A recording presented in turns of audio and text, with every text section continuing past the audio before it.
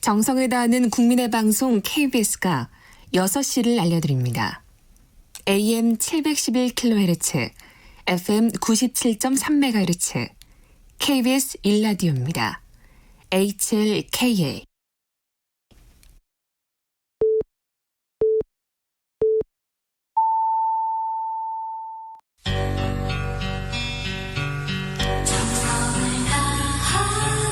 정성을 다하는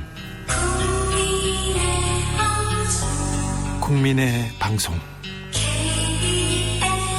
KBS 주진우 라이브.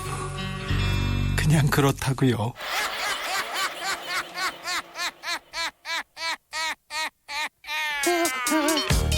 발로 뛰는 기자, 탐구하는 기자, 세상의 질문을 마구 던지는 기자, 기자가 본 오늘의 세상, 기자들의 수다.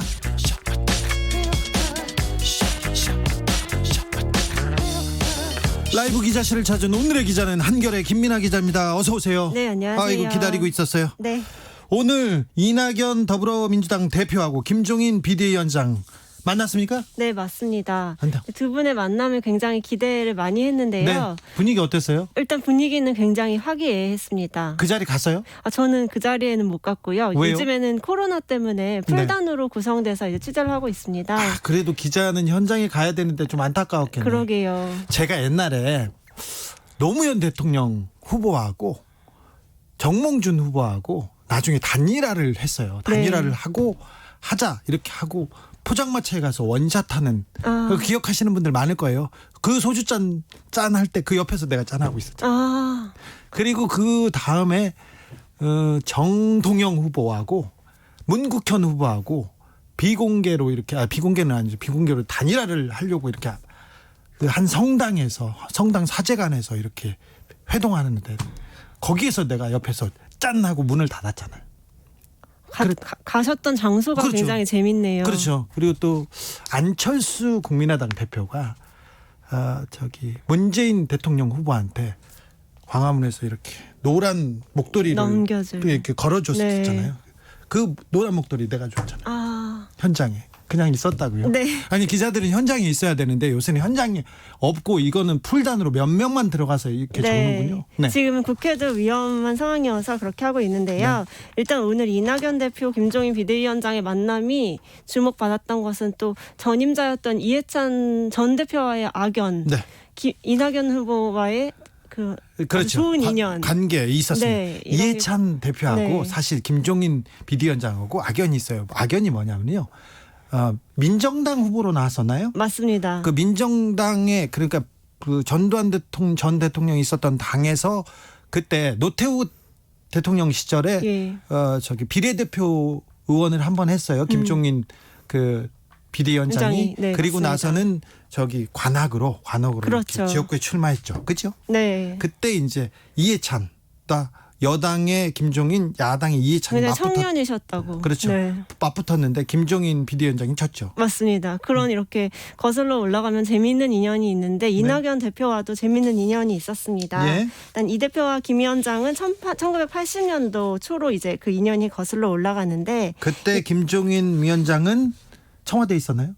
그때 그쵸. 네, 청와대에 그리고 있었어요. 이제 이낙연 대표는 동아일보 기자로 일하고 있었을 때입니다. 네. 그때 이제 금융실명제 관련해서 특종을 준 게 바로 김종인 비대위원장이었다고 하더라고요. 네, 저도 그 얘기는 들었어요. 직접 들었는데요.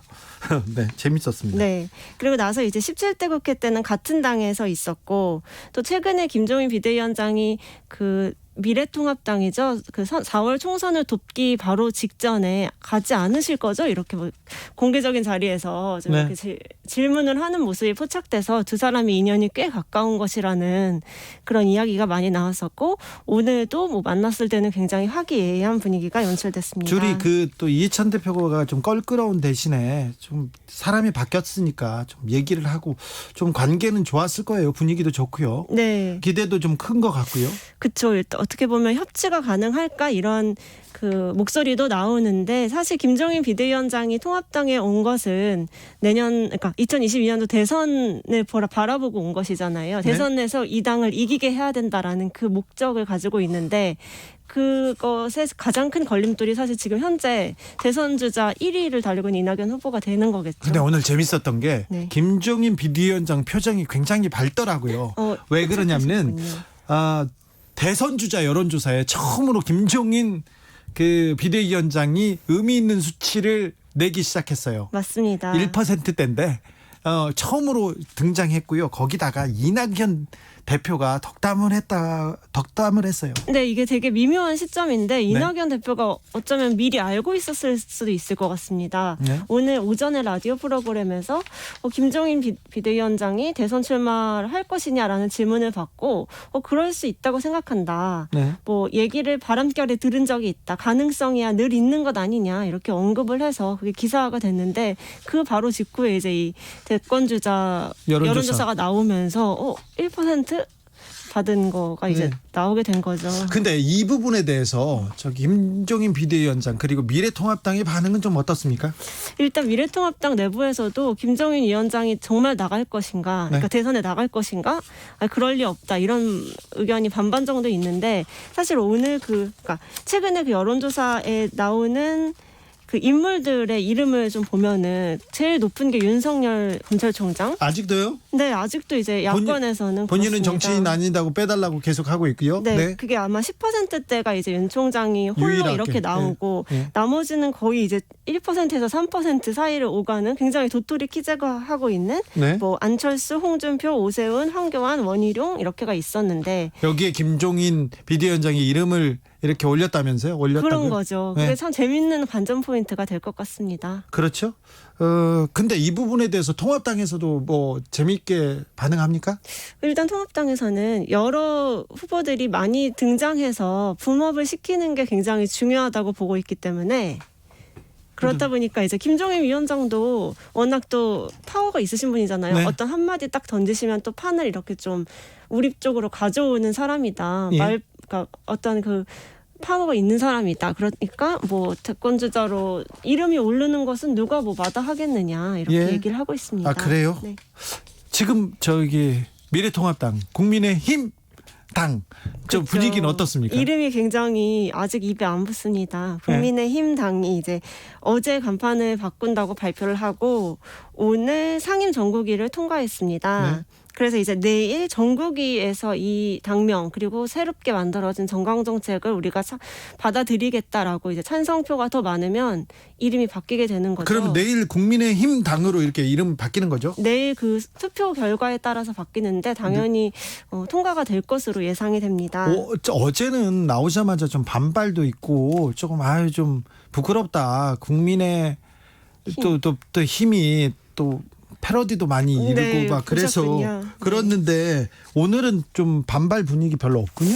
일단 국민의힘이라는 그 이름을 발표한 것에 대해서는 그 이름에 대해서는 다수가 그래도 찬성을 하고 있는 것 같습니다. 그래요? 네. 근데 이제 같이 발표한 정강정책 안에 뭐 첫 번째로 기본소득 얘기가 나오고 예? 그리고 사연임 금지 예. 까지 담은 것에 대해서는 의원들 사이에서는 반발하는 기류가 꽤 큽니다. 다른 건 아니고 사연임 금지 이 조항 하나 아무래도 그게 가장 좀 걸림돌이 될 것 같고 잘 생각해 보시면 국회의원들은 국민을 위한다는데 항상 자기네들의 이익이나 뭐 좀 자기네들의 그 권리 부분에 대해서 약간의 침해가 오면 즉각 반발합니다. 네, 그래서 사실 이 비대위에서 그 부분을 빼는 대신에 네? 정치개혁 과제에 대한 제도를 정비하고 상설위원회를 설치한다라는 문구로 이제 바꿔서 넣게 됐거든요. 아, 그러면 지금 사연임 금지가 없어진 거예요? 네, 정강정책에서는 그 내용이 빠지게 됐습니다. 아, 그래요? 네. 네. 네, 뭐 그 비대위나 정강정책 특위에서는 예. 이 뭐 상설위원회를 설치한다라는 부분을 우리가 명시했기 때문에 또 국민들이 사연임 금지를 우리가 사실상 그렇게 하겠다고 말한 것을 기억하고 있지 않겠느냐. 예. 뭐 앞으로 뭐 보시면 혁신하는 모습 보일 수 있을 것이다 이렇게 좀 포장을 하고 있는데 사실상 정강정책에서는 빠지는 모습이 된 거죠. 아, 그렇군요. 네. 자, 정강정책 한두 개가 약간 다듬어질 뿐 국민의힘 당으로 이름이 바뀐다는 거죠. 그거는 네 맞는 것 같습니다. 근데 사람들이 자, 국민의힘 이렇게 발표를 하니까 국민의당에서 굉장히 환영하고 괜찮다 막 하는 거예요. 보통 보통 웬만한 당 같으면 어이구 왜 우리 이름을 가져오냐, 큰 집에서 왜 작은 집 이름을 가져가냐, 안 된다 이렇게 얘기할 텐데 저기 환영하는 걸 보면 자 국민의힘하고 국민의당하고 좀 합치거나 합쳐서 이렇게 또 가는구나 이렇게 생각하는 분들 많더라고요. 저도 되게 놀란 부분이 어제 안철수 대표가 다른 이름인 것 같다라고 표현한 부분 보고 되게 깜짝 놀랐습니다. 왜 놀라운 것이 국민의 당으로 가기 전에 안철수 대표나 그 국민의당 쪽에서 처음에는 안철수 당으로 만든다고 했다가 그러다가 그게 안 된다고 하니까 국민당 이렇게 간다고 했다가 그렇죠. 국민당이 그 전에 있었던 그 당명하고 똑같다고 선관위에서 안 된다고 하니까 국민의 당으로 갔거든요. 맞습니다. 그렇죠. 그때도 이제 이름이 중복된다는 이유로 이름 막 여러 번 바꾸고 되게 혼잡했었는데 이번에 국민의힘 당에 대해서는 같은 당 이름 같지가 않은데 이런 반응이 나온 거죠. 사실 뭐 거세게 반발하는 걸 안 보여준 것 자체가 두 당이 어떻게 보면은 뭐 정책으로 좀 같이 협의를 하고 같이 뭐 정책 연대까지 띄우고 있는 상황에서 예. 계속적으로 좀 발걸음을 맞춰가겠다라는 의미가 아닐까 이렇게 그래 보여요. 싶거든요. 그래 보이는데 또 서울시장 후보로 안철수 저기 대표는 아니다 이렇게 또 선을 그었어요. 김종인 위원장께서. 그러게요. 어떻게 보면 밀당일 수도 있고. 둘이 왜 이렇게 밀고 당겨요?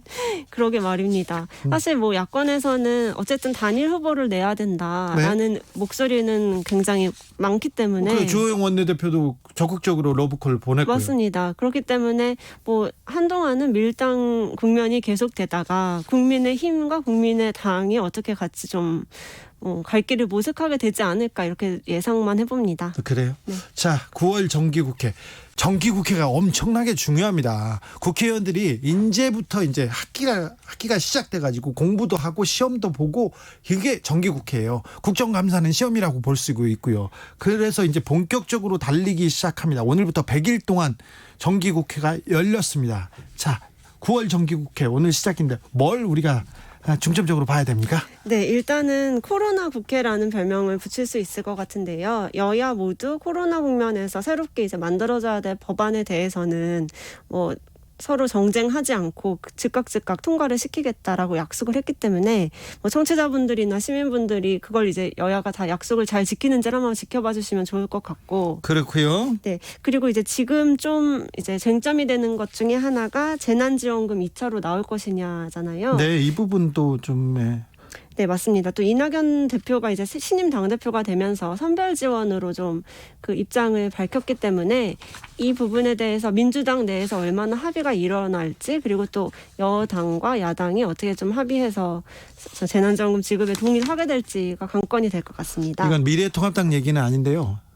민주당 이낙연 대표가 이제 당 대표로 본격적으로 나서서 이 당을 이끌고 나서서 이제 정치를 보여줍니다. 그런데 대선 주자잖아요. 그렇죠. 대선 주자에서 이제 이낙연에 대한 검증이 계속될 겁니다. 맞습니다. 그리고 또 비판적인 기사도 계속될 거고요. 네. 이 부분을 어떻게 이낙연 대표가 이렇게 잘 넘기는지 이게 대선으로 가는 가장 중요한 길목일 수 있거든요. 네, 그리고 지금 말씀드렸던 재난지원금 같은 경우에도 사실 이낙연 대표 1위 그리고 이재명 경지사가 2위 지금 왔다 갔다 하고 있잖아요. 그리고 다른 분들은 전체가 줘야 된다. 네. 빨리 줘야 된다. 이렇게 얘기하는데 네. 이낙연 대표가 약간 보수적으로 선별 지원. 네, 이 부분에 대해서는 그 1, 2위의 입장이 갈리고 있기 때문에 여당 지지층 안에서 대선 주자로 이 사안을 어떻게 좀 평가할지도 관건이 될 것 같습니다. 네, 그것도 그런데 언론에서 계속 싸움을 붙일 거예요. 이낙연, 이재명 그리고 또 이낙연과 다른 사람. 그렇겠죠. 원톱으로서 비바람을 맞아야 되는데 이 비바람을 어떻게 잘 뚫고 나갈지 이것도 좀 중요한 관전 포인트라고 봅니다. 네. 코로나 국회라고 그 이번 정기국회 이름을 붙였어요. 네, 맞습니다. 좀 관심 가져 보시면 좋을 것 같은 게 김태년 민주당 원내대표가 가족 돌봄 휴가를 현행 10일에서 두세 배 정도 연장하는 법안을 내놨는데 이게 네. 사실 돌봄의 문제가 지금 코로나 국면에서 굉장히 심각하고 중요한 문제죠. 네, 됐기 때문에 이번에 어떻게 통과될지 또 언제 통과될지 좀 관건이 될 것 같고 이에 맞서서 통합당에서도 코로나19 위기 탈출 민생 지원법이라는 이름으로 유급 지원하는 가족 돌봄 정부가 유급 지원하는 방안 등을 이제 발표를 했기 때문에 이 코로나에 대해서는 여야가 좀 오랜만에 협치하는 모습 볼 수 있지 않을까 기대해 봅니다. 네, 코로나로 경제가 어렵습니다. 민생이 어려우니까 그 국민들을 위해서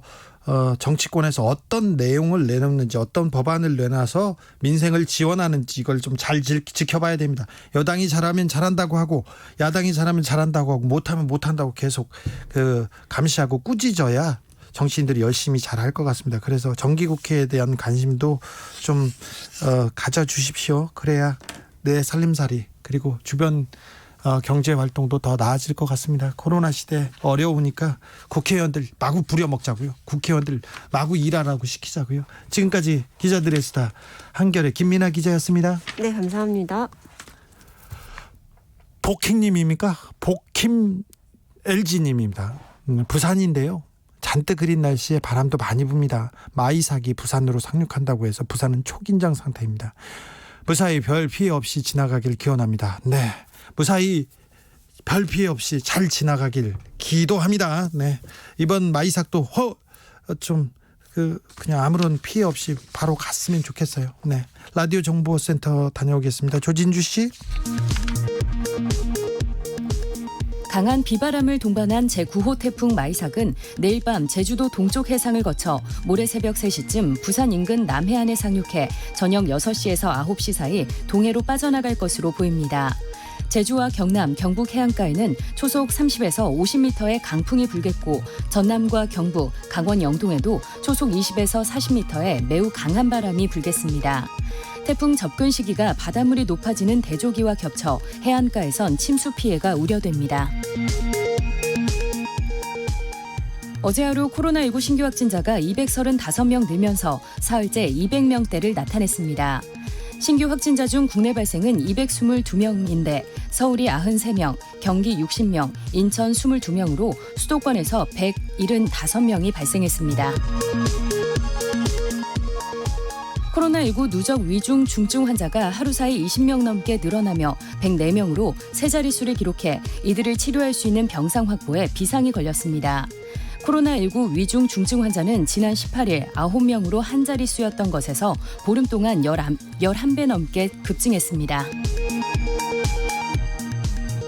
코로나19 환자가 2만 명을 넘어선 가운데 방역당국이 거리두기 노력의 성과가 일부 보이지만 앞으로의 유행 상황은 누구도 장담하기 어렵다고 전망했습니다. 방역당국은 접촉자 수가 늘어나 역학조사에 어려움을 겪고 있다면서도 검사 역량이 부족한 상황은 아니라고 설명했습니다. 국회가 오늘 21대 국회 첫 정기국회 개원식을 열고 100일간의 일정을 시작했습니다. 박병석 국회의장은 코로나19 사태 속에 여야가 힘을 모아 민생 법안을 처리하자고 당부했습니다. 지금까지 라디오 정보센터 뉴스였습니다.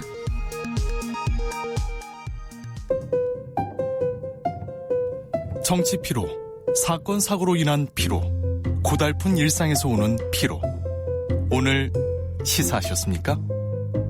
경험해보세요. 들은 날과 안 들은 날의 차이. 여러분의 피로를 날려줄 저녁 한 끼 시사 추진우 라이브.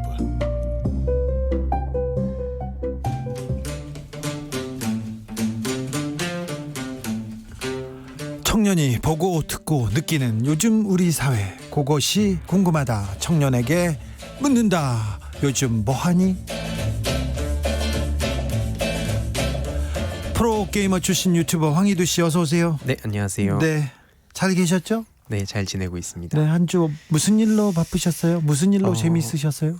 약간 이제 8.29 민주당 전당대회 끝나가지고 제가 또 그 전준위원이었는데 이제 그 활동을 마치고 이제 좀 밖에서 다양한 일을 좀 벌려보려고 좀 이것저것 있어요? 계획하고 있습니다. 네, 24살 민주당 최고위원 박성민 네. 어떤 사람이에요? 젊은이들도 이거 궁금해하죠. 예, 그 청년 대변인 출신이고 예. 말도 굉장히 잘하고 저도 총선 과정에서 같이 방송도 여러 차례 했는데 네. 진행도 되게 깔끔하고 실제로 막 의견도 가감없이 내고 굉장히 저는 좋은 깜짝 발탁이었다 생각합니다. 네. 대학생인데 네. 저기 최고위원들 경험이 많고 나이도 많은 분들 사이에서 자기 얘기를 얘기하고 또 국민의 뜻을 대변하고 그럴 수 있을까요? 제가 봤을 때 그 안에서 그렇게 기가 막 죽고 그럴 스타일은 아닌 것 같아요. 아, 이분이 예, 잘 할 거라 생각합니다. 그래요? 네, 신기하네. 그리고 또 젊은이들이요. 네. 국민의힘 미래통합당에서 이 국민의힘으로 바꿀 것 같습니다. 내일. 네. 근데 여기에 대해서 지금 반응이 뜨겁더라고요. 예, 좀 반응 몇 가지만 그래서 요약해서 가져와 봤는데 일단 긍정적 반응을 보면 우리 국민의 힘이 되어달라. 그리고 국민의 힘으로 여당을 막아달라. 좀 이런 반응들이 있었고요. 네. 개인적으로 이게 그 일베라든지 이런 몇몇 커뮤니티에서도 이런 반응을 찾긴 굉장히 좀 어려웠습니다. 대부분이 좀 비판하거나 좀 조롱하는 댓글이 아니 그 많았는데 보수적인 커뮤니티에서도 조롱합니까? 예, 좀 많이 하고 있는데 좀 부정적인 반응들을 보면 뭐 당명은 놔두고 당원이나 바꿔라. 네. 뭐 그리고 내용물이 그대로인데 이름만 바꾸면 뭐하냐. 뭐 그리고 뭐 국민 하는데 국민이 누군지 알고 그러냐. 뭐 이외로도 뭐 이름을 얼마나 많이 바꾸는지 이거에 대한 어떤 피로감이 제일 많이 보였고 뭐 국민의 힘, 뭐 국민의 짐 뭐 이런 식으로 조롱도 많이 이어진 걸 볼 수 있었습니다. 국민의 의심. 예. 네, 국민 의심. 네, 국민의 심 이렇게 또 얘기하는 사람도 있었고요. 국민의당과 통합할 거냐는 의견이 젊은이들도 많이 너무 통합할 게 보인다 이런 얘기도 하더라고요. 예, 그래서 이게 결국에 그러면 다시 통합당으로 돌아가는 거 아니냐 뭐 이런 댓글도 좀 많이 보였습니다. 또 국민통합당 이런 식으로요? 예. 네. 아무튼 이름 가지고는 또 젊은이들이 참 재밌게 놀더라고요. 저 30일부터 수도권에서 사회적 거리두기가 상향됐습니다. 2.5단계여서 지금 갈 데가 없다고 젊은이들이 9시 이후엔 갈 데가 없다고 아우성입니다. 어때요? 뭐 제 주위를 보면 대부분 이제 집에 있는 것 같긴 한데 그럼에도 불구하고 좀 인터넷에 올라오는 걸 보면은 뭐 주로 이제 많이 모이는 곳 중엔 자취방이 좀 있는 것 같아요. 그래서 자취방에 놀러 가서 뭐 술 같은 거 사들고 가서 거기서 그냥 그대로 좀 친구들과 노는 경우도 있고 네. 요즘 특히 편의점이 좀 많이 핫해졌다고 합니다. 편의점이요? 예, 그 편의점 앞에 보면 의자들이 있잖아요. 그렇죠. 거기 좋아. 예, 그래서 좋은데 지금 이제 이 시국에 그 앞에 많이 모여 있다고 합니다. 그래서 지금요? 예, 335 모여서 거기서 이제 술도 마시고 그리고 어떻게 보면은 또 편의점이 아니라 이거 헌팅 포차가 아니냐 뭐 이런 얘기가 나올 정도로 많이 이제 그런 데 몰리고 있다. 9시 이후에 음식점, 술집이 문을 닫죠. 예. 편의점만 열고. 근데 편의점에 안에 들어가서 술 먹을 수 없죠. 예. 근데 바깥에 그 파라솔 같은 데서 앉아서는 술 먹을 수 있습니까? 예, 그런 내용들이 막 커뮤니티 같은 데도 막 올라오고 있고 네. 실제로 지난주에 제가 말씀드렸듯이 뭐 신촌이라든지 홍대에 이렇게 2.5단계 되기 전에는 아예 그냥 사람들 신경 안 쓰고 그냥 네. 계속 거리에서 맥주 마시고 막 그랬던 게 참 네. 되게 가슴이 아픕니다. 저는. 이걸 제가 황희두 씨한테 물어보는 게 맞는지는 모르겠는데 어제 제가 이렇게 지나가는 이제 방송 끝나고 집에 가는 길에 보니까 길거리에서 4명이 서서 이렇게 길에서 맥주를 마시고 있더라고요. 네. 편의점 앞에서 이것도 괜찮은 건가요? 사실 제가 생각했을 때 당연히 이게 괜찮진 않은데 네. 지금 어떻게든 그러니까 이게 어떤 뭐 법이라고 하더라도 그 이런 피해갈 수 있는 부분들이 있지 않습니까? 약간 피해가는 것 같아요. 네, 그래서 이게 교묘하게 이렇게 피해갈 수 있는 특히 자취방 같은 경우엔 어떻게 뭐 방법이 없지 아니 않습니까? 그런 방법이 없잖아요. 네. 예. 나랑 놀자님이 우리 동네 편의점 앞에도 젊은 애들 바글바글 하더라고요. 이은하님은 제발 집에 좀 계세요 이렇게 얘기하는데 근데 진짜 청년들 갈 데가 없네요. 네, 맞습니다. 그럼 어디 가요 이제? 자취방 없어. 자취하는 친구들 많지 않아요. 그냥 제 개인적인 생각은 이 2.5단계가 네. 말 그대로 이게 아직 체감을 못해서 그냥 별로 불편함도 못 느끼고 뭐 이러는 것 같은데 지금 정말 심각한 상황인 걸 알고 이 시기만큼은 좀 힘을 합쳤으면 좋겠다. 집에서 좀 놀더라도 영화 보고 집에서 혼자 이렇게. 황희두 씨처럼 지금 바른 청년, 바른 젊은이들은 자 우리가 일주일 짧고 굵게 거리두기 하자 이렇게 하는데 또 꼭 이런 데다 또 틈을 보는 청년들이 있어요. 젊은이들은 좀 그럴 수 있다고 봐 저는. 그런데 그러면 어디 모여요?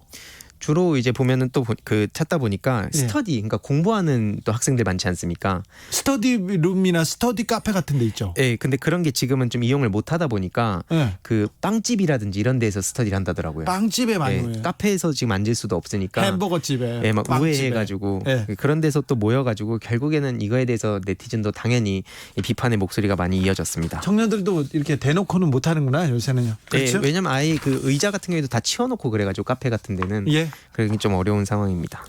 이 얘기 어떻게 생각하? 이 이슈를 어떻게 생각하는지 궁금해요. 이 의협의 진료 거부, 네. 공공의대 이 네. 문제, 공공의대에 대해서는 또 가짜 뉴스도 굉장히 많이 나와요. 그래서 어디에서는 공공의대 게이트. 그래서 의사 커뮤니티에서도 이런 얘기가 계속 나오고 있더라고요. 네, 최근에 뭐 실시간 검색어에도 오르기도 했었는데 네.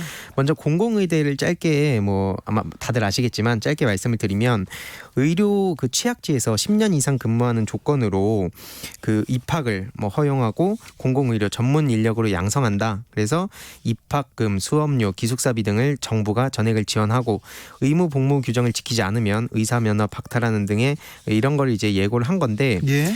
이거에 대해서 지금 정말 많은 말씀 주신 대로 가짜뉴스라든지 이런 게 이어졌습니다. 특히 지금 좀 구체적으로 논의되는 걸 보면 10년간 4,000명, 1년에 400명씩 정원의 의대생을 뽑아서 국비로 무료 교육을 시키고 기피과로 진학하게 해서 10년간 외진 지역에서 근무하도록 하는 제도인데 이 취지가 지금 뭐 코로나 상황도 있지만 팬데믹 상황에 대한 대비 그리고 부족한 기피과 인력 대비 뭐 그래가지고 이런 지역 격차를 또 극복하겠다. 수도권으로 아무래도 다 몰리다 보니까 이제 이런 취지로 했는데 여기에 이런 공공의대 게이트라는 실시간 검색어까지 최근에 올라왔던 상황입니다. 공공의대 게이트라 이게 뭐예요? 그걸 좀 요약을 해보면 지금 각종 음모론이 난무하고 있는 상황인데 뭐 예를 들어서 지자체 장이나 시민단체가 추천할 수 있다. 이 신입생을 추천할 수 있다는 이런 내용도 있었고 또 그 지자체가 공공의대 유치를 하기 위해서 여론 조작했다는 의혹도 제기됐고 뭐 그러면서 최근에 그 국민청원 까지 게시판까지 올라와서 공공의대 게이트에 대한 철저한 진상규명을 요청한다라는 글이 게시가 되기도 했습니다. 네. 내용에는 지자체의 여론 조작 의혹, 법안 통과 전 이뤄진 토지 보상, 입학생 시민단체 추천설 등의 그런 근거를 들어서 이걸 공공의대 게이트라고 규정을 한 겁니다. 가짜 뉴스가 네. 토지 보상, 입학생 시민 추천, 시민단체 추천 이런 게 좀 근거가 조금 뭐라고 해야 되나요? 자료들이 많아요. 자료들이 그리고 디테일이 살아 있어. 그래가지고 혹하게 돼. 네, 맞습니다. 이걸 누가 그냥 거짓으로 만들었다고 보기 굉장히 어려워요. 그래서 바로 정치권에서 반박하긴 했습니다만 그 논란은 사그러들지 않고 있습니다. 네, 지금 뭐 정치권에서 짧게만 말씀드리면 유은혜 부총리도 지금 아직 그 구체적으로 검토하는 단계고 뭐 방침을 결정한 바가 없다고 이렇게 입장을 밝혔는데요. 지금 공공의대 설립이 지금 아직 되지 않았으니까 구체적인 안에 대해서 나오지 않았어요. 선발 기준 이런 건 아예 나오지 않았어요. 그러니까 선발 기준 뭐 내용 나오는 것은 거의 가짜 뉴스라고 보면 됩니다. 네. 그래서 지금 특히 그 공공의대는 그 최근에 그 서남대 의대 그 관련해서도 정원 49명을 활용해서 설립 추진하는 그거는 의대 정원 확대하는 별개로 추진이 되는 건데 이게 막 여러 가지가 짬뽕이 돼 있어가지고 다 섞여버려가지고 굉장히 좀 혼란스럽게 만든다는 생각이 좀 들었고요. 정치권에서 이 혼란을 좀 부추기기도 합니다. 예, 미래통합당 배현진 의원은 일선에서 노력해온 의사들을 하루아침에 마치 인질범인 듯 매도하며 강행 중인 공공의대 정책을 당장 중단하라고 주장하기도 했고요. 또 국민의당 안철수 대표는 그 의료인은 소중한 생명을 직접 다루는 사람들로 우수한 의료 인력의 양성과 보유는 한 국가의 흥망성쇠와도 연결될 만큼 중요한 사안이라면서 뭐 엉터리 가짜 증명서, 추천서로 의대에 입학시킨다면 우리나라 병원과 의료계는 돌팔이 천지가 될 것이다. 이렇게까지 주장했습니다. 엉터리 가짜 증명서, 추천서로 의대에 입학시킨다면 네. 예, 만약이라는 게 있는데 이런 일이 없어요. 그리고 예. 엉터리 가짜 증명서로 의대에 입학시키는 경우가 어디 있겠어요. 지금 안철수 대표님이 지금 약간 가짜 뉴스를 보신 것 같아요. 예. 그래서 뭐 조승래 더불어민주당 의원도 이 발언에 대해서 가짜 뉴스에 편승한 악의적 비난만 가득했다고 이렇게 비판을 또 한 상황입니다. 네. 여기에 젊은 층들은 특별히 공정에 굉장히 관심이 많지 않습니까? 그래서 조금 좀 반응하는 것 같아요. 좀 즉각적으로 반응한 것 같은데 공공의대 관련해서 가짜 뉴스들 몇 가지 팩트 체크 좀 해주세요. 네, 일단 좀 짧게만 요약을 해보면 지난 8월 24일 보건복지부 카드뉴스 블로그에 좀 올라온 글이 있었는데 거기서 이제 공공의대 학생 선발 관련해서 후보 학생 추천은 전문가, 시민사회단체 관계자 등이 참여하는 중립적인 시도추천위원회를 구성해서 정부 제시 심사 기준 등을 토대로 시도에 배정된 인원의 2~3배수를 객관적이고 합리적으로 선발하여 추천하도록 할 예정이라고 이런 내용이 있었고요. 이런 내용이 어디에서 올랐다고요? 그게 8월 24일에 보건복지부에서요? 보건복지부 카드뉴스에 이게 올라온 바가 있었는데 네. 이제 이런 주장에 대해서 최근에 보건복지부가 시도지사나 시민단체 추천을 통해 공공의대에 입학한다는 것은 사실이 아니라면서 글을 게시했습니다. 약간 그러니까 혼란이 좀 있었습니다. 이게. 네. 근데 이거에 대해서 마치 진짜인 것처럼 이게 어느 순간 그 게시글이 퍼지기 시작한 거고 이 보건복지부에서는 그래서 공정하고 투명한 선발 원칙을 이행하겠다. 그리고 또 통상적인 입시에서 반영하는 시험 성적, 학점, 심층 면접 절차 예외 없이 하겠다. 그래서 이 2가지 원칙에 따라서 공공의료에 헌신할 인재가 선발될 수 있도록 노력할 예정이라고 또 이렇게 밝혔습니다. 보건복지부에서 그 학생 추천은 전문가, 시민단체 관계자 등이 참여하는 중립적인 시도추천위원회 구성. 이 부분이 지금 이 부분이 조금 오해를 사고 이걸 가지고 가짜 뉴스가 퍼졌군요. 예시를 든 건데 이제 그게 진짜처럼 이렇게 퍼지기 시작한 거고 예. 좀 심각한 가짜 뉴스 중에 하나는 또 뭐냐면 김복동 장학금 이것까지 지금 인용하면서 계속 그 뭐 시민단체 자녀들끼리끼리 이런 걸 다 이렇게 돈을 가져가고 있다 이런 식으로 이 자료를 만들고 있습니다. 네. 그래서 이에 대해서 김복동이 희망 측에서는 성명서까지 내서 지금 굉장히 좀 상황이 심각해진 그런 상황입니다. 이 대중 여론들 어떻습니까? 일단 뭐 극우 사이트에서는 의사들 잘하고 있고 정부에 지지 말고 또 의사들은 명분이고 나라를 점점 더 공산화하려는 거다. 그러니까 이 공공이라는 그 단어를 마치 공산화랑 같은 데로 이렇게 선상을 놓고 있어서 이것도 좀 문제가 심각해 보입니다. 네. 그러니까 일반 대중들은 뭐 어쨌든 이건 밥그릇 싸움 아니냐, 토론 협상은 이렇게 안 한다, 뭐 이런 반응들을 많이 보이고 있습니다. 네. 조금 안타깝습니다. 많이 안타깝습니다. 네. 참 저도 그 공공이라는 그 단어를 굉장히 좀 부정적으로 보시는 분들이 많은 것 같은데 이런 거에 대해서도 앞으로 좀 어떻게 해결할 수 있을지 저도 많이 고민해 보겠습니다. 무턱대고 지금 그 욕할 일이 아닙니다. 가짜 뉴스를 듣고 그걸 기반으로 욕하는 거는 지금 좀 사실관계를 아예 잘못 알고 있습니다. 그러면은 어디 가서요 좀 약간 뭐라고 하냐, 무식하다는 소리 듣습니다. 그러니까 사실관계를 확인하고 거기를 바탕으로 이렇게 비판하는 게 맞는 것 같습니다. 요즘 뭐하니 유튜버 황희두 씨와 함께했습니다. 네, 감사합니다. 트윈스캠님은 가자역 쪽 다리 아래서 어르신들 둥그렇게 몰려 앉아가지고 술 마시고 있어요. 이런 분들이 있어요. 다리 밑에 선선하다고 많이 모여 있습니다. 청년들도 어르신들도 지금은 이러면 안 됩니다. 모여서 이렇게 아까 말씀드렸잖아요. 울산에서 5명이 모여서 고스톱 치다가 5명이 다 코로나 걸렸어요. 그러니까 지금은 조금 멀리 떨어지셔야 됩니다. 교통정보센터 다녀오겠습니다. 오수미 씨. 네, 이 시각 교통정보입니다. 수도권을 중심으로 극심한 퇴근길 정체와 함께 사고 여파까지 따르고 있습니다. 경부 고속도로 서울 방향으로 남사부근 1, 2차로에서 승용차 사고가 났는데요. 처리 여파로 정체고요. 이후 기흥에서 수원, 판교에서 각각 밀리고 있고 다시 양재에서 반포 사이로도 막힙니다. 제2경인고속도로 인천 가는 길로도 인천 시점 부근에서 화물차 사고가 발생했는데요. 3차로를 차단하고 수습을 하고 있고 뒤쪽으로 속도를 못 내고 있습니다.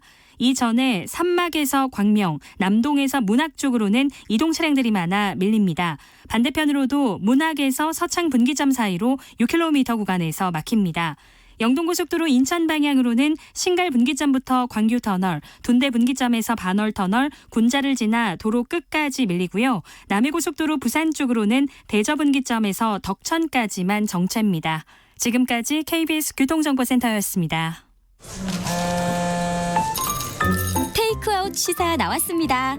오늘도 하나 챙겨가세요. 주진우 라이브.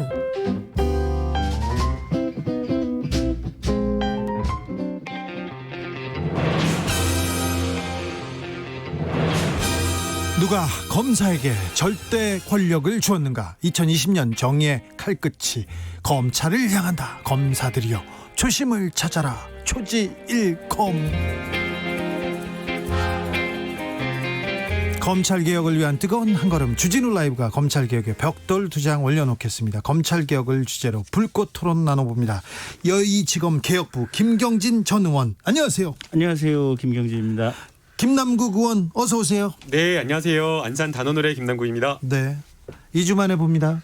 2주 만에 보니까 반갑죠? 네, 너무 반갑습니다. 네. 김경진 의원님, 어떻게 보내십니까? 잘 놀고 있어요. 할 일이 없어서. 네. 자, 검찰이 이재용 부회장 기소했네요. 어려운 수사인데 기소까지 잘 왔습니다. 예, 잘했죠. 기왕이면 지난번에 영장이 발부됐으면 좀 더 명확했을 텐데 이제 그 부분은 조금 아쉽긴 한데 전체적으로 기소할 수밖에 없는 사건인 것 같고요. 예. 이제 오늘 언론 보니까 조금 뭐 우려하는 기사들이 좀 더 많이 올라와 있더라고요. 뭐 댓글이라든지 이런 데 보면. 근데 네. 이게 국가 경제 시스템이라든지 이런 게 건전해지려면 사실은 대한민국에서 삼성이 국가 아닌 국가의 역할과 위치를 차지하고 있거든요. 네. 그래서 최근 기준으로 본다면 결국은 돈이 대한민국의 최고의 권력입니다. 그런데 네. 그 돈을 가지고 있는 삼성의 불법에 대해서 그나마 기소할 수 있었다고 하는 것은 네. 수사를 담당한 검사들이 대단히 고생을 했고 네. 이제 앞으로 또 재판 잘 해서 또 엄정한 법원의 판결이 나오기를 기다려 봐야죠. 김경진 의원에 대한 의견 어떻게 생각하십니까? 네, 김남국 의원. 오랜만에 김경진 의원님과 같은 의견이어서 네. 우선은 너무나 기쁘다라는 그런 생각이 듭니다. 훈훈하네. 네, 사실 이 삼성과 관련된 그 수사의 시작은 2016년에 이 시민사회 단체의 고발로부터 시작이 되었습니다. 네. 그 당시에 많은 시민사회 단체가 이 제일모직과 삼성물산의 흡수합병이 이재용 부회장의 경영권 승계와 관련된 거 아니냐. 그 과정에서 배임이라든가 분식회계 의혹이 있다라고 하면서 정말 여러 차례 많이 힘주어서 이 문제 제기를 했었는데 이게 이제서야 기소가 되었다라는 게 좀 사실 그 과정에서 너무나 안타깝다라고 생각이 되고요. 그럼에도 불구하고 이제 늦었지만 지금이라도 기소 결정이 내려졌다라는 것 자체가 긍정적으로 좀 평가를 하고 싶습니다. 네. 사실 이제 많은 분들이 경제 정의를 회복해야 된다. 그리고 경제 민주화를 정치권에서 실현해야 된다라고 그렇게 주장을 하고 있는데 다른 게 없다라고 저는 생각이 됩니다. 경제 정의라고 하는 것은 결국 경제 권력이 가지고 있는 데에 대해서 법과 원칙이 공정하게 동일하게 적용될 수 있다라는 것을 저는 의미한다고 보이고요. 그런 점에서 이번에 기소가 그 시작이라고 저는 생각이 됩니다. 네. 뭐 앞서 김경진 의원님께서도 지적을 해주셨는데 사실 재벌에 대한 기소 있을 때마다 항상 이런 이야기 나오거든요. 이번에도 또 기사를 좀 찾아보니까 이런 제목의 기사들이 있더라고요. 사법 리스크, 수사 리스크의 단식, 경영권 공백 현실화하나, 우리 경제가 신음한다, 뭐 이런 내용의 기사가 있는 거예요. 그러나 이런 어떤 논란은 이미 10여 년, 20여 년 전에 종식되어졌어야 되는 것 아닌가. 삼성 주식 오늘 떨어지지 않았고요. 오히려 삼성 계열사 중에 오른 주식들도 있었습니다. 오히려 이것은 사법 리스크, 수사 리스크가 아니라 오너 리스크로 이렇게 평가하는 게 옳다라고 보입니다. 김경진 의원님. 예.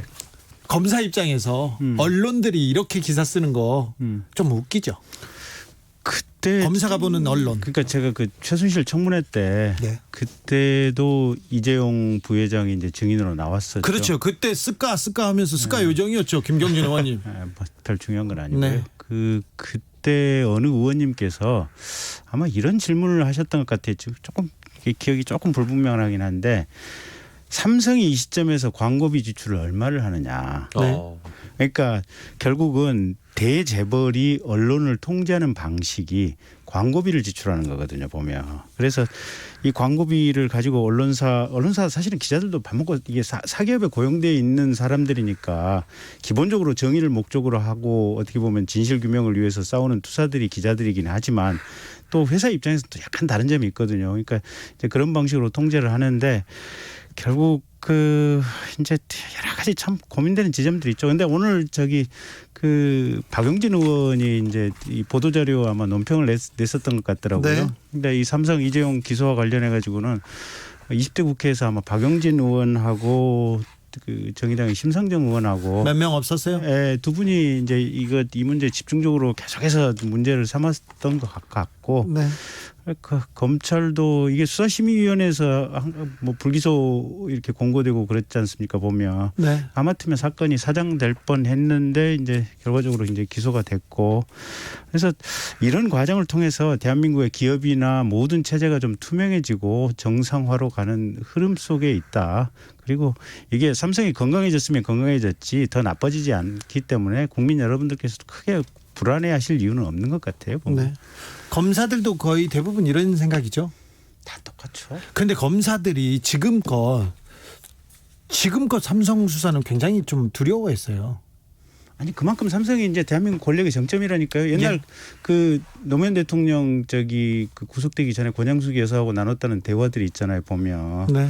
그게 퇴임하고 봤더니 이게 돈 가진 사람이 최고 권력자더라 뭐 그런 얘기들이 있잖아요. 보면 대통령 시절에 네. 권력은 이미 이미 제게로 권력이 넘어가 있는 거예요. 그러니까. 그런 얘기였습니다. 자, 본격적인 토론 이어가기 전에 팩트 체크 좀 해보겠습니다. 지난 2주 전에 마지막 토론의 말미에서 김경진 의원이 얘기했습니다. 검찰이 처벌할 건 제대로 처벌해야 되는데 현 정부가 처벌 못하게 차단해버렸다. 그러니까 김남국 의원이 전 정권에서는 청와대 행정관 수사하는 것조차 막았다. 그러니까 김경진 의원이 아니다 이렇게 얘기했지 않습니까? 그 부분에 대해서 김경진 의원에 대한 얘기에 대해서 김남국 의원 할 말이 있어요? 우선 뭐 김경진 의원님께서 말씀하실 것 같은데. 네. 작가님이 자료를 잘 찾아주셨더라고요. 네. 그러니까 그 이명박 친형 이상득 전 의원. 네. 그때 아마 이명박 대통령 때 구속이 됐었던 것 같아요. 네. 구속됐죠. 구속됐고 아마 실형 선고 구속됐죠. 네. 네.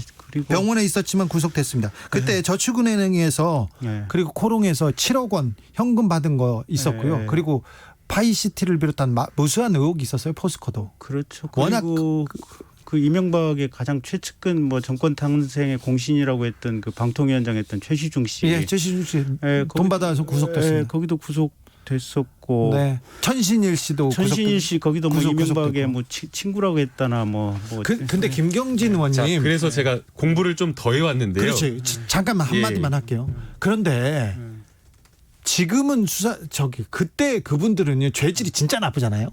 지금도 나빠요. 지금도 나쁘다고요? 어떻게 해요? 자, 김남국 갑니다. 네, 제가 그래서 조금 더 찾아오고 공부를 했는데요. 그 지금 김경진 전 의원님께서 구속되었다라고 하는 사람들은 정권 초기에 수사해가지고 구속된 사람들이 아니고 전부 다 이명박 정부 정권 말에서야 수사를 해가지고 구속된 사람들입니다. 구속됐고요. 2012년 7월 10일 2012년 7월 10일 이상득 전 의원 구속, 2012년 5월 8일 박영준 전 차관 구속, 2012년 7월 24일 김희중 전 부속실장 구속. 그러니까 이게 정권이 힘을 잃을 때야 돼서야 이런 정권 말기에 여러 정권에 있었던 비리가 수사되기 시작되었던 거고요. 정권 초기에는 제대로 된 검찰의 수사가 없었던 겁니다. 뭐 물론 이게 이명박 정부 시절에 있었던 기사는 아닌데 2013년 12월 12일에 이런 기사가 있었습니다. 당시에 이제 최동욱 전 검찰총장의 혼외자 아들 사건이 논란이 있었는데요. 그때 개인정보 유출과 관련되어서 검찰이 아주 의욕적으로 수사를 했는데 다 압수수색하면서 열심히 수사를 하는데 핵심 주요 혐의자라고 하는 청와대 총무비서관실의 행정관에 대해서는 압수수색을 안 한다라고 하면서 그 당시에 이 결국에는 청와대의 눈치보기 아니냐라고 하면서 이런 비판 기사가 경향신문에 실렸었거든요. 그래서 제가 지적하고 싶은 것은 과거에 이명박 박근혜 정부 시절에는 이렇게 정권 초기에 힘 있을 때에는 검찰이 눈치 보기 수사를 했었는데 지금 정부에서는 이 조국 전 장관에 대한 수사나 이런 것들을 보면 정권 초기에 그리고 검찰 개혁을 하려고 한 전 장관에 대해서 표창장이라고 하는 어떻게 보면 혐의가 성립되기 어려운 그런 거에 대해서 대대적인 어떤 압수수색을 했다라는 점에서 과거의 정권과 지금의 정권의 좀 검찰을 대하는 것과 좀 다르고 그리고 과거에서의 어떤 정권의 검찰과 지금 정권의 검찰이 다르다. 그걸 전 이야기하고 싶었던 겁니다. 김경진 의원님. 그건 맞죠. 그러니까 이제 이명박 정권 4년 차나 5년 차 때 구속되고 뭐 이랬던 건 맞는데 네. 이 사람들이 돈 받고 이랬던 시점이 이명박 정권 출범하고 한 2년 차, 3년 차 이쯤에서 받았을 거예요. 그러니까 그게 받고 나서 시간이 한 1년 반쯤 흐르다가 이제 사건이 조금 익어가면서 첩보가 검찰로 들어오고 그러면서 수사가 진행돼서 구속됐기 때문에 무슨 특별한 상황은 아니에요. 그리고 이번에 수사했던 뭐 조국 전 장관이라든지 손혜원 의원이라든지 이런 부분들은 사실은 그 전 거잖아요. 타이밍 보면. 네. 조국 장관 같은 경우는 그 몇 년 전 것들이잖아요. 보면. 그러니까 네. 구조적으로 시간상 그렇게 될 수밖에 없는 거예요. 그거는. 시간이 지나가면 그렇게 될 수밖에 없다. 무슨 특별한 상황이라고 얘기할 수 있는 건 아니에요. 근데 조국 전 장관과 손혜원 의원 전 의원 이 권력형 비리라고 볼 수는 없잖아요. 손혜원 의원 같은 경우는 어쨌든 본인이 국회의원 되고 나서 계속해서 했던 거 아니에요. 보면. 네. 그 일종의 권력을 유지해서 정보를 받아서 그와 관련해서 거기에 투자를 하고 뭐 부동산 차명 매수를 하고 뭐 이렇게 했던 거 아니에요. 네. 이걸 못하게 하지는 않았잖아요. 검찰을 이 현 정권에서는. 근데 옛날 같으면 아마 그 구속영장 청구됐을 거요. 누구요? 손혜원 네. 전 의원요? 네. 그 법리적으로 그렇게 심플한 문제입니까? 이건 명확한 범죄입니까? 권력형 비리입니까? 아니 국회의원이라고 하는 공직을 이용해서 그 정보를 받은 거 아니에요. 보면. 네. 그게 권력형 범죄지 뭐예요. 근데 저는 볼 때 사회자가 한쪽으로만 아니 그렇게 아니라 그거 부담스럽죠. 아니요 그렇게 아니라 이거 하나 물어보자고요. 예. 근데 검찰이 조국 전 장관도 저렇게 수사하는데 여당 사람들 무서워서 안 한다 못하게 한다 그거는 동의하기는 어렵습니다. 아니 그래서 조국 이후에 예. 검찰이 얼마나 처절하게 깨져나가고 있는지를 전 국민이 지금 보고 있잖아요. 조국 수사에 조금이라도 관여했던 사람들, 울산 이게 뭐 선거 개입했다고 수사에 관여했던 사람들 인사에서 그냥 쥐야장창 날아가고 있잖아요. 여기저기 그냥 안 좋은 보직으로 확 날아가고 있잖아요. 그러니까 이제 저는 이제 공영방송에서 이야기를 할 때는 좀 최대한 신중하게 근거를 가지고 저는 이야기를 해야 된다고 생각이 들거든요. 그래야죠. 저희가 이제 지난주에 방송을 하고 팩트 체크를 하려고 했던 이유가 김경진 의원님께서 검찰이 처벌한 건 제대로 처벌해야 하는데 현 정부가 다 차단해버리고 있다라는 게 사실인지 아닌지 그거를 팩트 체크하려고 지금 이렇게 된 거거든요. 자 인사 이동까지. 예, 그래서 만약에 김경진 의원님께서 그렇게 현 정부를 수사했던 사람들을 다 날려버렸다라고 한다면 그 날려버렸다라고 하는 구체적인 어떤 근거를 대야 되는데 인사이동했다라는 것만으로 그걸 날려버렸다라고 하는 것은 그렇게 평가하는 건 맞지가 않다라고 저는 생각이 됩니다. 그렇지 않을까요, 의원님? 김경진 의원님? 아니 인사로 본인이 공무원들 같은 경우는 사실 가장 현실적인 게 승진이고 보직이잖아요. 네. 이건 인간 이상 어쩔 수 없어요 보면. 근데 좋은 자리에 있었던 사람들, 일 열심히 할 수 있는 기회가 있었던 사람들 안 좋은 자리로 또 지방으로 보내버리는 거, 고공검사로 보내는 거 이게 날려버리는 거지 뭐예요. 그러니까 그게 어떤 자리에 어떤 게 있는지를 말씀해 주시면. 다시 또 한 일주일 후에 또 팩트 체크 해봅시다. 아니 그러면. 어떤 사람이든 어느 자리든 계속 누군가는 팩트 체크 해봅시다. 이명박과 2주 전에 했던 것처럼 계속 한번 해봅시다. 하자고요. 좋아요. 어떤 자리든 어떤 사람이든 보직 이동이라고 하는 거 있을 수밖에 없고 그럼 누군가는 고공검사가 돼야 되는데 그럼 특수부 검사나 공안검사 이런 사람들은 반드시 가면 안 되는 거냐 그런 지점에 문제제기가 있을 수 있는 거고요. 아니, 그거야 김남국 의원님 말씀이 100% 당연한데 제가 이야기를 하고 있는데요. 만약에 김경진 의원님께서 수사를 하고 있는 그 권력형 비리를 수사하고 있는 수사검사를 수사 도중에 수사를 못하게 날려버렸다라고 한다면 그걸 그렇게 전부 다 했다라고 한다면 그런 비판이 있을 수 있다라고 생각이 됩니다. 그러나 지금 이 문재인 정부에서 이 인사를 할 때 과연 그런 일이 있었는가? 조국 전 장관 수사에 대해서 수사검사를 수사하는 도중에 날려버렸었나요? 아니었잖아요. 압수수색과 관련되어서도 방해를 하거나 오히려 문재인 대통령 청와대나 이런 부분에 있어서 발언까지 신중하게 하고 조국 전 장관에 대한 기소가 다 끝난 다음에 거기에 대해서도 아주 조심스러운 멘션을 했기 때문에 이런 걸 가지고 무조건적으로 그렇게 일방적으로 좀 매도하는 것 좀 문제가 좀 있다라고 저는 생각이 됩니다. 뭐 어쨌든 우연인지 세계일보 기사를 제가 그대로 한번 읽어드릴게요. 네. 세계일보일까요? 이게 한국일보가 아니고 오늘 아마 이게 사설에 올라온 기사 같은데 법무부가 현 정권 관련 비리 의혹 사건의 수사뿐만 아니라 재판까지 좌초시키려고 한다는 점이다. 김태은 서울중앙지검 공공수사 2부장 등 청와대의 울산시장 선거 개입 사건 의혹 수사와 공소 유지를 맡았던 검사들은 대구지검과 광주지검으로 흩어놓았다.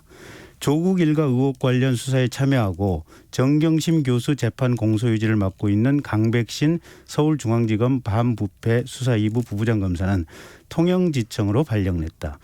역대 어느 정권도 권력 수사를 하는 검사들을 노골적으로 물먹이거나 수사팀을 공중분해시킨 적은 없다.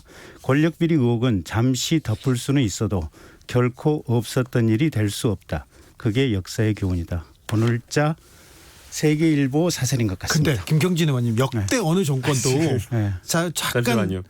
문제가 약간 껄끄러운 검사를 다른 데로 보낸 예가 없습니까? 아니 그러니까 아니 속칭 비판을 했던 독재 정부나 문제 있던 정권의 시절에 그렇게 한 거 맞아요. 그렇죠. 많았죠. 그때는. 근데 속칭 촛불 정권이라고 하는 민주주의와 정의를 만들겠다고 하는 이 지금 문재인 정부도 똑같은 짓을 하고 있다고 하는 게 답답할 따름입니다. 진 나왔습니다. 김남국 의원. 네, 우선은 그 신문 사설을 들고 와서 내 주장을 강화하는 이런 논리는 맞지가 않죠. 그냥 내 주장을 다른 사람이 읽어주는 거와 마찬가지인데 그게 과연 적절한 토론 방법인지 논리적 주장인지 그 지점을 좀 먼저 지적을 하고 싶고요. 그리고 인사와 관련되어서는 여러 가지 평가가 있을 수가 있다라고 생각이 됩니다. 인사라고 하는 것은 그 사람이 가지고 있었던 하나의 사건만을 가지고 평가하는 것이 아니고 쭉 해왔던 여러 가지 경력 그리고 또 그 사람의 경력뿐만 아니라 그 검찰이라고 하는 조직이 미래를 그리는 그 방향을 어떤 방향으로 가지고 가느냐 이런 것들을 종합적으로 고려할 수밖에 없거든요. 그리고 이번 그 조직의 인사에서 가장 중요했던 것은 그냥 단순하게 인사이동 검찰을 이리 빼가지고 이 검사를 이리 빼가지고 저리 보내고 이런 검찰의 인사가 아니라 2018년 19년도부터 형사사법체계를 바꾸자라고 논의가 되어가지고 지난해 검경 수사권 조정이 이루어졌고 공수처가 통과되었기 때문에 거기에 맞춰서 이 수사의 총량을 줄이고 형사와 공판부 중심으로 바꾼다라고 하는 추미애 장관 전에 그리고 조국 전 장관 전에 이미 문재인 정부가 출범할 때부터 형사사법체계의 대전환 속에서 검찰이 나아갈 방향에 따른 인사였는데 이걸 가지고 그냥 인사 이동해가지고 누가 저리로 갔고 여기가 저리로 갔으니까 이거 문제 있는 인사다라고 이렇게 평가를 하는 것은 너무나 단편적이고 근거 없는 비난이라고 저는 생각이 됩니다. 김경진 의원님. 단편적이고 근거 없는 비난인지 여부는 역사와 국민이 판단하겠지. 네. 두고 보시죠. 근데 네. 아까 세계일보에서 역대 어느 정권에서도 없었던 일이다. 역대 어느 정권에나 있었는데 다른 정권에 비해서는 비교할 근데 수도 없이. 최소한 네? 공소유지 재판을 하고 현재 담당하고 있는 검사들까지 그냥 보내버려 가지고 그 사건 재판 진행조차도 못하게 한 정권은 없었던 것 같아요. 기본적으로 이제 물론 수사 검사가 공소유지 큰 사건에서는 수사 검사가 공소유지를 하는 게 사실은 유죄율을 높이는 게 맞습니다. 네. 그러나 이제 그 수사 검사를 모두 다 바꿔버렸다라고 하면 모르겠지만 일부만 지금 바뀐 거고 공소유지를 하는 데에는 결국 중요한 거는 증거거든요. 충실하게 수사가 되어 있고 충분하게 유죄를 입증할 수 있는 증거가 있다라고 한다면 사실은 공판 검사가 누구냐에 따라서 그 재판 결과가 달라지는 않습니다. 그래서 김경진 의원님께서 말씀하시는 그런 지적은 조금 부족한 논리가 아닐까라는 생각이 듭니다. 근데 자기가 직접 연구를 했던 사람이 앞에서 파워포인트 잡고 설명을 해야 잘하는 거지. 네. 자기가 직접 수사도 안 했고 경험하지도 않았던 것을 갑자기 들어가서 한참 진행 중인 사건에 공판을 맡으라 그러면 이 검사는 처음부터 끝까지 그 사건을 이해하기 위해서 몇 달이 걸려야 돼요. 그럼 네. 그 중간중간에 이 공판이나 공소유지 과정에서 헛걸음질이 나올 수밖에 없고 헛발질이 나올 수밖에 없다고. 네. 결국 이게 사건을 망치는 지름길이에요 보면. 크고 중요한 사건은 그 수사 검사가 공판 유지하는 게 좀 효과는 있죠. 당연한 원칙이에요. 그건. 근데 이제 수사 검사가 막 9명, 10명 되는데 그 9명, 10명을 다 바꿔버렸으면 모르죠. 그러나 한 두세 명, 한두 명 이렇게 딱 하나 인사 이동을 지금 한 걸 정권의 가지고 그걸 가지고 그렇게 평가하는 건 좀 무리다. 지금 정권의 의도를 조금 볼 수 있는 게 그러니까 이제 이걸 보면 돼요. 앞으로 인사가 다음 주에 나잖아요 보면. 예. 그럼 다음 주에 나고 나면 사실은 다른 청에 가 있어도 그 청의 직무대리로 발령을 해서 그 사건의 재판에는 공소 유지하도록 하죠. 할 수가 있어요. 보면 법적으로. 저도 옛날에 중요 사건들은 그렇게 네. 했었거든요. 그러니까 그거를 하게 하는지 안 하는지를 보면 돼요. 이복현 검사가 삼성 재판 공소 유지를 하는지 안 하는지 보면 됩니까? 거기는 이제 거기는 큰 문제는 없어 보이는 게 김영철 부장이 이제 공소유지 그 사건 총괄하는 걸로 갔으니까 그 삼성 관련해서는 큰 문제는 없어 보여요. 김용철 부장이 이제 삼성 관련해서 공소유지하는 공판 특수 김영철 부장이 김영철 됐죠. 공판 특수입으로 이렇게 네. 가게 되었고요. 또 수사에 참여했던 일선 검사들도 다 공판부로 이동을 한다라고 하기 때문에 네. 공소유지에는 무리 없을 별 무리 겁니다. 없겠습니다. 삼성 관련해서는 무리가 없어요. 자, 하나만 물어볼게요. 한마디씩으로 끝내야 됩니다. 자, 이번 검찰 인사 어떻게 보십니까? 답을 안 할래? 답을 안 해요? 네, 검찰이 문화로 바뀌기 위한 그 개혁의 첫걸음이다. 외부적으로 바뀌는 것이 아니라 내부적으로 또 바뀌는 그러한 그 시작점에 있다라고 저는 생각이 됩니다. 김경진 의원님 네. 말씀 안 하시겠습니까? 예, 안 할랍니다. 그럼 아까 세계일보 사설이 네. 스티브 세계일보에 대해서 조금 기억이 할 건데 네. 제 마음하고 똑같습니다. 아, 그래요? 네. 네. 그래도 역대 어느 정부에도 없었다. 이거는 조금 아쉬운. 그럼 그 표현은 빼고. 아, 그럴까요? 지금까지 초지일검의 김경진, 김남국이었습니다. 감사합니다. 감사합니다. 네, 감사합니다.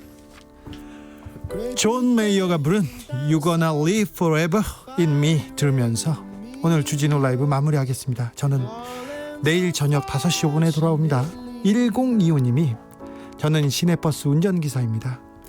저희 기사들도 식사 시간이나 휴식 시간에도 거리두기 마스크 항상 하고 있고 요즘같이 힘들 때 잘 참으며 파이팅 하시는 승객분들 보면서 다정한 인사 한마디씩 드리곤 합니다. 버스 운행을 마치면 손잡이와 의자 등을 소독제로 철저하게 닦고 하루 마감을 하면 온몸이 뻐근하지만 행복합니다.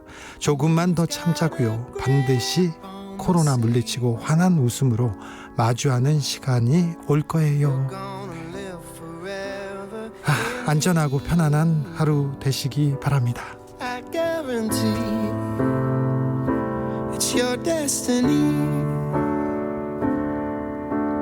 Life is full of sweet mistakes, and love's an honest one to make. Time leaves no fruit on the tree, but you're gonna live forever in me. I guarantee it's just meant